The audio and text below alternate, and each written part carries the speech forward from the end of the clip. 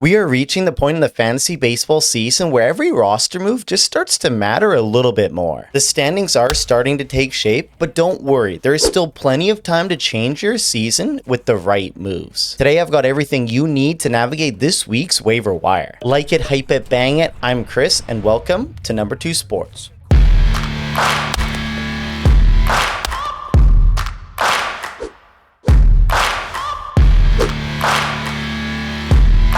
Okay, first up here in the main waiver wire section, I would have talked about him last week if I did a video. If you know I wasn't celebrating a 6-0 ripping of Qatar, Team Canada, baby. So I'm putting him in this video. It's going to be Jasson Dominguez off the New York Yankees. Now, maybe I'm an outsider still, but I still believe in the Martian. So many people just seem to be out on him right now, even though we're still talking about a kid or a guy that's still ridiculously talented at only 23 years old and who we've seen previously show glimpses of success at the major league level. Now, injuries have derailed any sort of sustained momentum for him that he can build on. And I do know that he has looked downright awful at times in the MLB, but he for sure has a chance now to play every single day for this New York Yankees squad. And I'm just excited to see if he can start to run away with it and build some positive momentum. Now, Dominguez was great in AAA this year. There are no real holes in his hitting profile. Prospect fatigue could be a major issue here with people viewing him, how they're viewing him going forward. He just has that power and speed threat that we've already seen him show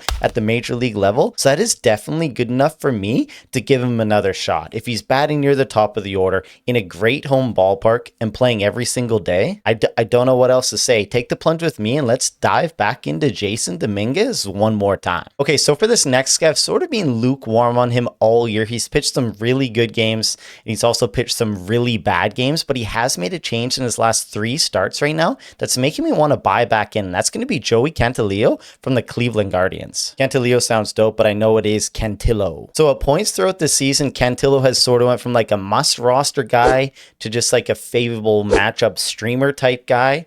Kind of both ends of the spectrum here, but he has made a change, like I said, in his recent starts, kind of like other starting pitchers are doing in Cleveland as well, adding another variation to his fastball repertoire, the cutter. And so far, it just looks like it's working wonders for him, evidenced by pitching probably the best game of his season so far, going 8 innings with 9 Ks against Houston.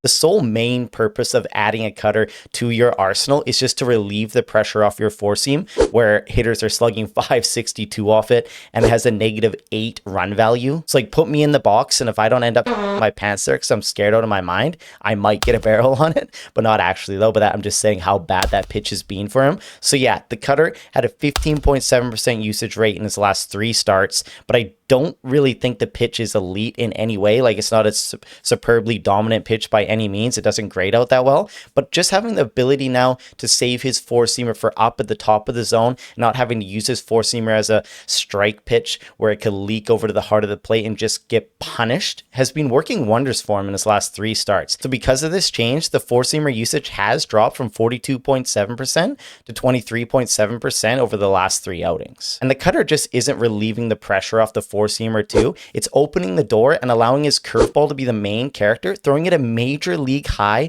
44 times against Houston. And they were just completely helpless against it. If the velo increases that we've seen over the last few starts, up 1 to 2 ticks on pretty much everything hold, and this new cutter is still being able to use as a nice supporting cast, an integral part of this repertoire to relieve pressure off the four-seamer and let that curveball play more, I'm definitely back in on Cantillo, especially with the Mariners on tap. The potentially left-handed hitter heavy Mariners on tap is next outing. Okay, so for this next guy, he's finally made his debut after missing nearly 3 months due to a right hamstring strain and then a right knee LCL sprain. This young catcher was super productive on his rehab stint, hitting .387, .441, .613 with 2 bombs, and he started right back into the middle of the order, into the heart of the order, his first game back. That's going to be Kyle Steele from the new and improved Chicago White Sox. So Teal was acquired by the White Sox as part of that Garrett Crochet deal, so I think that's just a huge bonus to him right off the rip, because it seems like every player that Boston's either like traded away, let go, or passed on, it's just finding success on their new team. So Teal, as a back catcher, can sprinkle him some stolen bases, which is a huge plus. He usually maintains a high OBP, and I know it's early, but it looks like he's added some bat speed this year, and we just want to see continued improvements, especially in the strikeout departments from a young guy. Now, the power may be a little limited, but he did have 8 home runs in just 78 games last year, so it's definitely not out of the question to see him pop 15 plus in a full season. And as a left-handed hitter, Teal definitely struggles against southpaws on the mound. He only hit a .186 with a 546 OPS against lefties last year. So at 24 years old, you need to see him continue to improve lefties to get him more regular playing time. And really, as a back catcher for fantasy, I view him anywhere from like the 7th to 12th best catcher the rest of the season in one catcher league. So for anyone that lost Liam Hicks, if you're rolling him in your back catcher position like I was in a couple of my leagues, you definitely can consider picking up Teal as a replacement to see if he can come back, start hitting the ball, seeing the ball well, and kind of capitalize on those raw tools that he does have. All right, let's do a little Colorado double up here, a little 2-for-1 with 2 guys playing exceptionally well, one in his rookie season and the other finding success in his new home his first year with the new squad. And that's going to be TJ Rumfield and Jake McCarthy, a couple guys that I have mentioned briefly on this channel before in previous videos. Let's start off with the rum runner TJ, who had a great May, batting .310 with an 883 OPS with 4 home runs, and that success has trickled in, has continued into June so far, as he's batting about .280 with a 941 OPS and 5 home runs. And I know immediately the first thing you got to do with Rockies players, or one of the first things that I look at, is always their home and away splits, because sometimes it's just downright disgusting. And someone that just comes immediately to the top of my head is like Mickey Moniak, where his home and away splits are just like awful, atrocious, where you're only ever going to want to start those guys on a homestand. And if we're looking at Rumfields, they're really honestly quite identical, with maybe just like a little slight boost to the home side for power. Rumfield is just going to limit whiffs and his strikeouts, evidenced by his 14.6% strikeout rate to 9.6% walk rate. And he just has excellent bat to ball skills and great swing decisions. The average exit velocity is concerning. It is lacking. It is dragging behind, but his pull error percentage is elite at 22.7%, and that will help uplift his power, especially in Coors Field. He rocks a 93.1% zone contact rate, so when he gets his pitch, he makes contact, he's going to hit it. And only 3 hitters rank in the top 10 for average, OBP, slugging percentage, and ISO among the 32 rookies with at least 100 plate appearances: Bryce Eldridge, Travis Banana, and TJ Rumfield. So that's not bad company to be with at all. Rumfield is a guy that can hit for power, he can hit for average, and he can pile on some counting stats. Add in that he plays amazing defense at first base too, and it looks like he's just found a home in Colorado and should have a home on more 12-league team rosters right now. Okay, moving on to Jake the Snake, Jake McCarthy, who I'm sure has been on a lot of fantasy managers' radars in 12-team leagues for a while now, as he's ranked 96 in his last 30 days for category leagues. And really, just his first season with the Rockies, he's putting up some of his career best numbers this season so far. His triple stash is 294, 335, 471 with 22 extra base hits, 5 home runs, 31 RBI, 27 runs scored, and 12 swipes across 65 games. The bat speed is also at a career high. He's pulling the ball at a career high clip,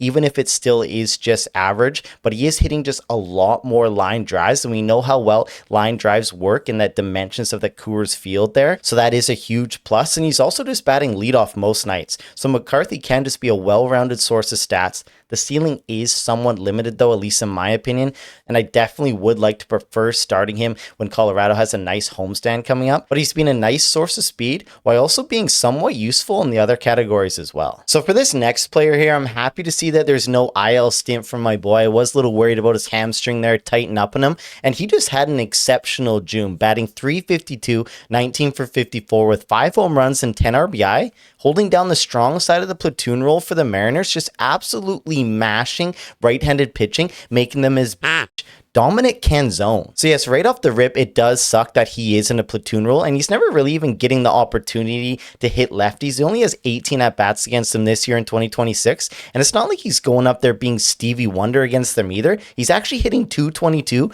with a 780 OPS, like better than half the Mariners lineup on any given night normally. So I don't understand why they're not giving him a chance, but obviously I'm not a professional baseball team's manager, so whatever, who knows, you do you. but still, it does kind of suck, and it does really dampen his value for sure. So if you like Savant pages, you're going to like Canzone's. It's bright red in all the spots that you want it, and he has increased his bat speed this year by 1.6 miles per hour. He lengthened his swing another couple inches, and it just is showing in his power metrics. He's rocking a career high average exit velocity at 92.9 miles per hour, a career high barrel percentage at 15.6, which is just kind of downright crazy. And he's had his highest pull air percentage since 2023. The whiffs and chase aren't where you'd like them to be. You'd obviously want to see a little bit better, but he is limiting his strikeouts to under 20%. And honestly, he'd be close to like a must roster player if he wasn't getting platoon and he was in some sort of full-time role, but I still do love him for daily leagues. He's just a plug and play against righties, and then you bench him against lefties. And honestly, it's a pretty decent chance he will pop for a homer against righties, as he does sport a 943 OPS against them this year. I like Canzone for an ad in 12 league teams, especially in daily leagues. Okay, I've just been patiently waiting to talk about this guy again. My homer bias is just screaming out my mouth, leaking out my mouth, just trying to hold myself back from not putting him in every single waiver wire video. But when you just have a highly touted prospect pitcher who currently has a 1.02 ERA with 90 Ks and 61.2 innings, don't really care if there's not a spot open in the majors, because when one does, either naturally or forced, it could just be game changing for fantasy. So we were one of the first people to, pump the tires on Cade. My Mariner bias definitely playing a part in that, but he's just utterly dominated AA in every way possible, every way imaginable. And he's currently on a 27.2 scoreless streak right now. And no, I don't care that he hasn't moved up to AAA. The Mariners just don't like their highly touted prospect pitchers to get exposed to that really friendly hitter confines of the PCL league. So they've done it recently with George Kirby, Brian Rue, and Bryce Miller. It's just their policy. It's just what they do. They take their pitchers straight from AA there and just completely skip the PCL league. And Cade is honestly just looking as polished as they come. Each night he has full control over his 4+ pitch arsenal. I think he's been the top NA stash for a while now and still is. And honestly, you'll just want him on your team whenever he gets called up, even if it's just to close out the fantasy season. That's how good I think this kid is. So I don't particularly like doing repeat guys, but I think this one just is kind of so wild because he has one of the greatest discrepancies in his WOBA compared to his expected WOBA. I think out of like the entire MLB, or he's got to be close to top 5 with an expected WOBA of 342 and an actual WOBA of 283, a nice little 60-point banger there. And that is Dylan Cruz from the Washington Nationals. So when we had highlighted Cruz a way back when he first got called back up in that waiver wire video, I don't know if you guys remember, there's this funny little thing he said in the interview one time that he just needed to swing at better pitches, something that like a 10-year-old kid could figure out, just so blatantly obvious. But maybe it did actually just click something in his head for him, because we have seen improvements now in this stint up in the MLB for him in 2026. Now, from the data, we can see that some of his contact percentages are up. He is swinging in the zone more now, at least 7% more from last year. His bat speed increase that he's put on has held steady, even though it was just slight, but it still helps. And the swing has nearly lengthened 3 inches, trying to sell out for a bit more power. And we're kind of noticing that too with his underlying power metrics backing that up. And he is pulling the ball in the air the most of his career, even though it still is just around league average at 14.4%. But it is his career high right now, so we like to see that, because when you pull the ball in the air, good things tend to happen. So all in all, I do think he's just been one of the most unlucky hitters in the MLB. He's running a BABIP of 235 right now when the major league average hovers around 300. So I do expect some positive regression just to hit him sooner rather than later. If Cruz can just maintain a good spot in that batting order and start to use his speed, we haven't really seen him use his legs so much this year. I think he could end up being very useful for 10 and 12 league teams over the summer months, and kind of fulfill that destiny of him being a post-hype sleeper in 2026.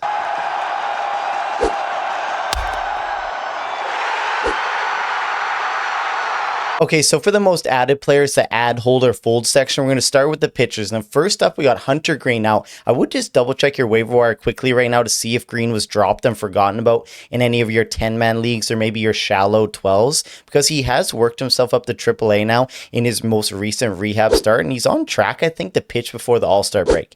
And as we know, he's just a legitimate fantasy difference maker for fantasy baseball. He can be an elite pitcher, an elite starting pitcher too. The strikeouts are awesome. The ratios are awesome. He's going to eat a lot of innings. He has fantasy ace potential over the summer months if he can come back strong from that injury. He's only 65% rostered in Yahoo right now at the time of recording this. So quickly just go double check your wire and see if he's just floating around there, waiting for someone to pick him up and give him a little kiss. Next up, we had Andre the Giant, Andre 3000, Andre Palante. Now, I'm just never going to be that into a starting pitcher for fantasy purposes who has a strikeout rate below 20% with poor whiff and chase numbers. The ceiling is just so limited. But at the same time, you can't completely discredit it. So for like points leagues, he's going to eat a lot of innings. He'll have an okay shot at a W each time. And then category leagues, he's going to have okay ratios and a decent shot at a poor man's quality start each outing. When you have a player like this whose ceiling's super limited and they have blow up games, it just feels always so much worse starting a player like that when you're not chasing that dragon of a really good game here. At least for me personally, it feels like that. But Palante is just the ground ball king, 54.6% right now in the 92nd percentile. He has a 4-pitch mix, 4-seamers inside to lefties, sliders around 87, 88 to righties, and the curveball probably being his best offering, his best pitch. His expected stats are a little worse than his actuals. And honestly, to me, he just kind of feels like a Mitch Keller 2.0. Man, the strikeouts, he's going to eat some innings, and he has a decent chance again at a quality start or a W, but he's never really going to blow you away in any outing. I always just want to chase bigger fish, and I feel like there's a lot of blow up potential here, but I do understand sometimes boring options can be an effective option for fantasy baseball too. It's a weak hold'em tag and a most likely fold'em tag. We'll keep going with Tatsuya Ima. Now, after his best start of the year by far, he had 20 whiffs with 14 of them coming off his slider, struck out 11 against Cleveland, mind you, though, who really isn't that all dangerous outside of Jose Ramirez. The back slider, though, was just used to perfection, and it just demonstrated some of the hype that we had about him coming into the MLB this year. And the biggest thing besides his slider feel was his potentially new changeup. I have to kind of look at StatCast, see what they're grading. It looks like it could be something different. He threw it a few times. And if this changeup is kind of key to unlocking him in the MLB, I'm all for it. Maybe giving him a slightly different 3-pitch mix to kind of put a little bit less pressure off that slider and that 4-seamer. So I'm not in by any means because I do understand he's just been absolute dog water this year. But I'm going to watch his next start in Detroit like a hawk, see if he continues to mix in potentially that new pitch, see if he still has his feel for his slider, because if he does, his stuff can very well be useful for fantasy in the second half of the year and over the summer months. I think he could be a usable starting pitcher 3, and I'll probably give him the ad tag, like if you have an open spot right now, or like a super easy drop a streamer spot. If not, I'd like to roll the dice of him still being available after I see how he pitches against Detroit and Motown. Okay, and then when the pitchers with Shane Biebs, the Biebs, now he's back after a lengthy absence. And number one rule, as we all know, we don't want to start pitchers back in their first start after a lengthy IL absence. 90% of the time, it's just going to be terrible, like we saw with Shane Bieber. And that 10% of the time that you're going to miss out on a good start, whatever, let it ride on your bench because we'll take those odds. Bieber averaged 91.7 miles per hour on the fastball, which isn't that good, but the vert on it was nice. The changeup missed a lot of bats. The slider was a little bit hectic. He's not going to be the same dominant guy from his Cleveland days, but I still think he has the potential to be a useful middle-of-the-rotation guy for fantasy and real life. He had 37 Ks and 40.1 innings last year with a 3.57 ERA. He has a good team behind him, and he's definitely an ad for me if he's still available in your league, and I just hope that he can put this injury behind him and see if he can stay healthy and have some success pitching in 2026. On to the batters now. First up, Sam Antonacci. Now, I've been harping on Sammy Adams for a while now, especially in points league. It's crazy that his roster rate just got to 40% this week. Like, he has an unbelievable eye for his age. The plate discipline is off the charts. The guy doesn't chase. The guy doesn't whiff. He doesn't strike out. He has an expected batting average over 300 and already has 11 swipes in 59 games and won't be a complete zero for power. I got to catch my breath. Like, what more do you want me to say about this guy? He has triple position eligibility, at least in Yahoo, including second base. What are we waiting for here, boys? Okay, we'll follow that banger up with another banger, Nasim Nunez. Now, Nunez is a speedster. We all know that. But he's now hitting 280, 325, 360 over his last 25 games. It's not all sunshine and tits, though, as he has just 12 runs scored and 9 RBI through those games, but he did log 7 steals. Now, don't look at his StatCast page unless your favorite color is blue, but if he's going to continue to hit for around 250, get some runs, hopefully get some more positive run progression, and continue to steal, that will just be valuable in a lot of fantasy leagues. I'm in for the ad if you need speed, but I'm not like the most bullish guy on his hitting profile whatsoever. Okay, next up, we'll keep going with Caleb Durbin from the Boston Red Sox. Now, Durbin's hitting .333 with 4 home runs, 14 RBI, and 3 steals over his last 21 games as I'm recording this. The turnaround has just been nothing but impressive, considering how bad he was to start the season. Coaches are just constantly praising his work ethic, and maybe he is slightly turning a corner here. Boston has, however, just been absolutely terrible, and I do worry about the counting stats because of that.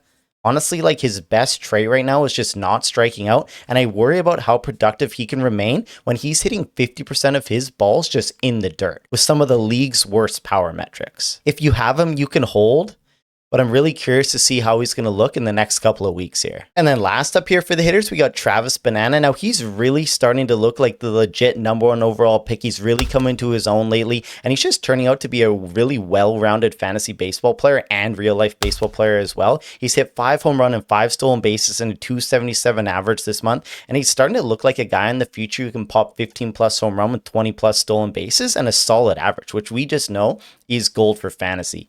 I think he's an ad in every league size, every format, and I'm honestly pretty sad that I didn't get more shares of him on my team this year. It's recap time. Did I f*** over your team this week? Stay tuned to find out. Okay, recap time, where I always go over my previous waiver wire video, hold myself accountable, see how those guys did. And like you saw in that little intro segment there will be a punishment if I screwed you guys over. We've been decent this year, maybe not so decent this time, but this one's actually a little different since I missed last week. So this waiver wire video is actually all the way back on June 13th. And the first up there, we had Braden Montgomery. Now, I expected a little inconsistency here. The upside is still there. He needs to pull the ball in the air more. His pull air percentage is just downright terrible. I'm holding in 12s, but you definitely don't need to burn a bench spot in 10s right now with more productive guys most likely on the wire.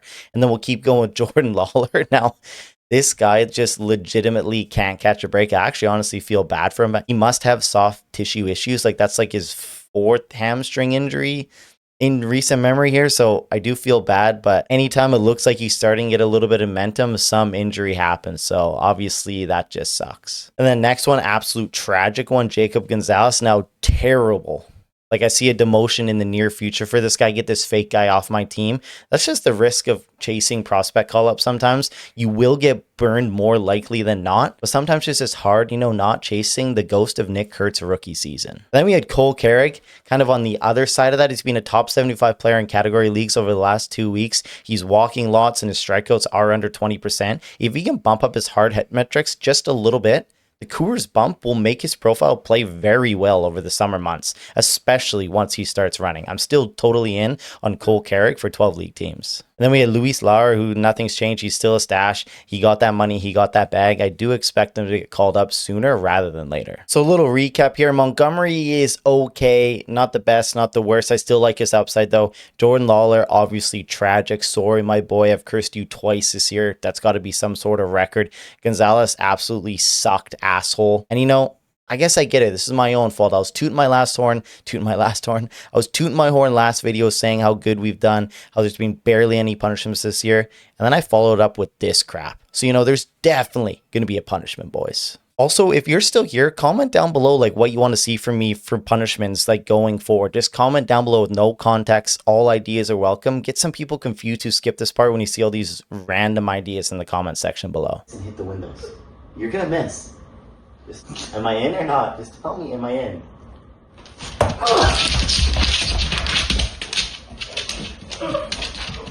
All right, guys, I think that's it for this video. I know I missed last week. I know it's like the first week that I'd really missed since I started this whole YouTube thing about like almost a year and a half ago. So that is kind of crazy. We're almost at 3K subs, which is awesome. We're getting like 3 to 5K views per video, which is awesome. So I thank all you guys. If you're still watching, hit that sub button, hit that thumbs up, hit that thumbs down if you hate it. If you're still here, you just hate watching me, hit that hype button. I don't know if it does anything, but who cares? Let's do it. And again, if you have any punishment ideas, hopefully we don't have a lot of punishments going forward, put them down in the chat down below with no context, so I know you watched the end of this video. I love you guys. You guys are the best. And as always, have a good rest of your day, night, week, weekend, wherever you are. And I'll see you guys real soon.